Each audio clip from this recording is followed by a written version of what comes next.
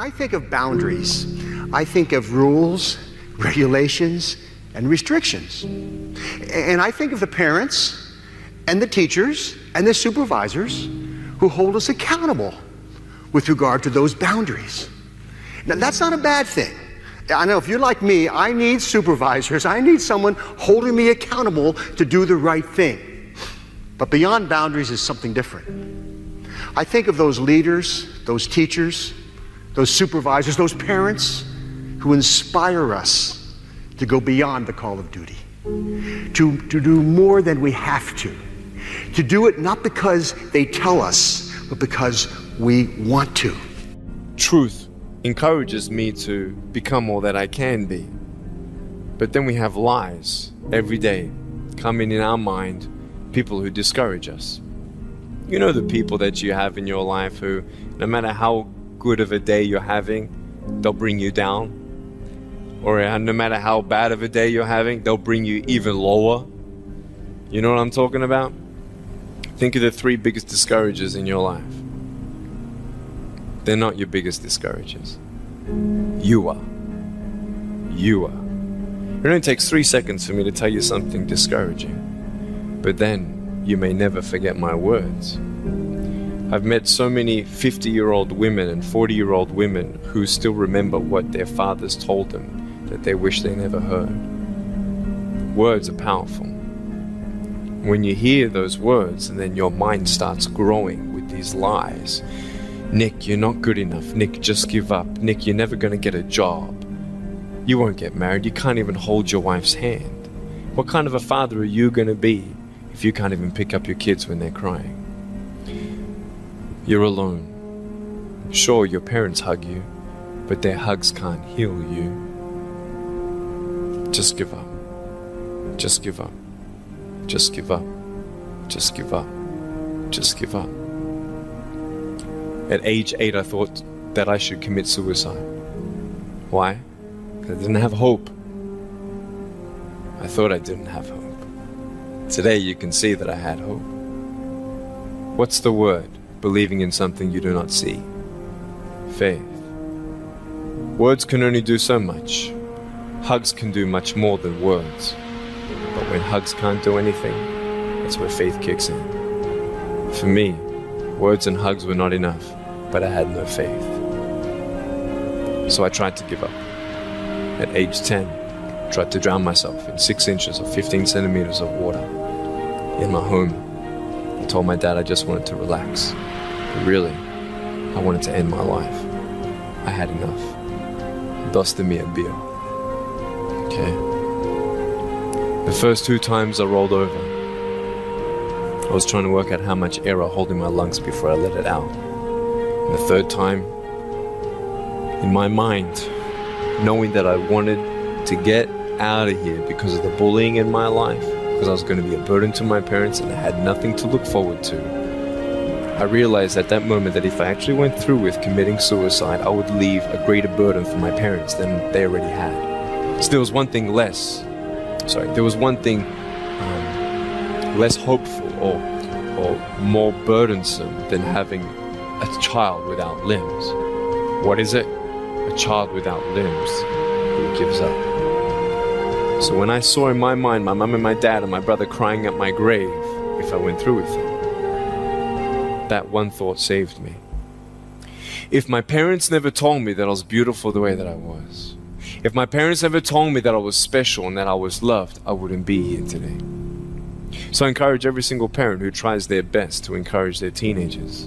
Especially in the West, many teenagers put a do not disturb sign on their door. I'm sure, the conversations all around the world between a parent and a teenager. How was school? Fine. What'd you learn? Nothing. Did you do your homework? No. And that's the conversation for the day. And when you try to tell your children that they're beautiful, so of course I'm beautiful. I'm your son. I'm your daughter. Of course you're going to say that. But they're right. Every single human being has value, and my value is not determined on how I look or what job I have or where I'm from, where I was born, how much money. All that stuff is nothing. So many teenagers, tease each other for how we look, and I tell the teenagers, do you think that I'm cool enough to be your friend? They're like, yeah, of course. I said, but I have no arms, no legs. And they said, doesn't matter. I said, really? So it doesn't matter that I have no arms, no legs? I said, no, it doesn't matter. I said, then actually, if it doesn't matter, then why do we kill each other with our words? If it actually doesn't matter, why do we look ourselves in the mirror and see ugly instead of valuable? I want to ask you today, what are you looking for? If I gave you $1 billion, would you be happy? If you gave me $1 billion, I'd be very happy. But then if my mum dies tonight, am I happy? No. With all the money in the world, I'd never be happy. Why? Because money is something that cannot heal the soul. So many teenagers are looking for love, which love does heal the soul, love does complete the soul. But even sex before marriage, I was a virgin before I got married. Yeah, I've got a gorgeous wife. We're pregnant with our first son, and I don't need hands to hold her hand. I only want to hold her heart. And you know, how am I going to hug my kids? So many kids, they come up to me, it's amazing. They put their hands behind their back and hug me with their neck. And I've realized in life, even the worst parts of my life can be turned into good, and they're even more special. I would like to share with you what the research says about how to make that happen. And not just for other people, but for yourself. Here's the deal. How can we inspire people and ourselves to be self-motivated? There's another word. It's called empowerment. You've heard that word, right? Now, the management definition of empowerment is get her done. Just get her done. With fewer resources and less time, I empower you. Make it happen. I'm talking about feeling empowered. That's different. Feeling empowered is when you're self-motivated. Now, if you want to know if you feel empowered, or if your child, your student, your worker feels empowered, ask them 3 questions. And if they say yes to these 3 questions, they will feel empowered. And by the way, this is not based on common sense, it's based on research. But you've all been there, so it'll feel like common sense. Question number 1, can you do it? Albert Bandura calls it self-efficacy. Do you believe you can do it? Do you have the time, the knowledge, and the training to do what we're asking you to do? If you answer yes, good. Second question, will it work? Do you believe that we're asking you to do the process will work?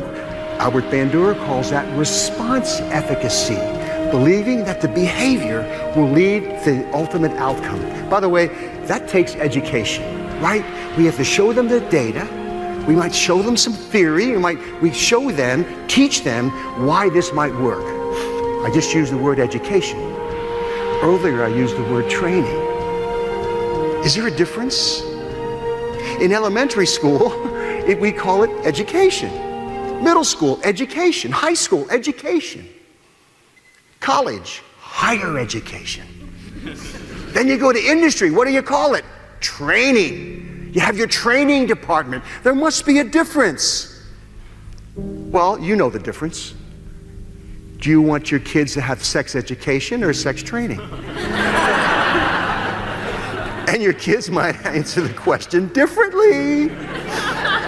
Because you know that training means you do the behavior and you get feedback. That's powerful.